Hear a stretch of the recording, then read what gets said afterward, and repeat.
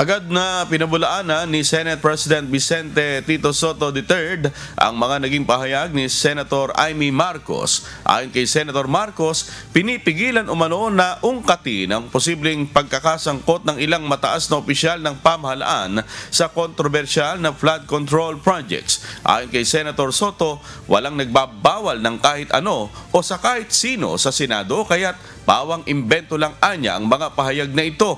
Para naman kay Senate Blue Ribbon Committee Chairperson Senator Panfilo Ping Lacson, bilang paggalang sa lahat ng mga senador ng 20th Congress at mga kawani ng Blue Ribbon Committee, pinili niyang huwag nang patulan ang tinawag niyang unfair, hindi totoo at walang basehang mga akusasyon ni Senator Marcos. Pero sa totoo lang, nag-give up na ako dito sa flood control investigation. Mula nung tinanggal si Senator Marcoleta, pinipigil naman kami talaga na wag aakyat hanggang sa mabababang posisyon lamang ng DPWH, hanggang sa mga kontratistang pinag-utusan.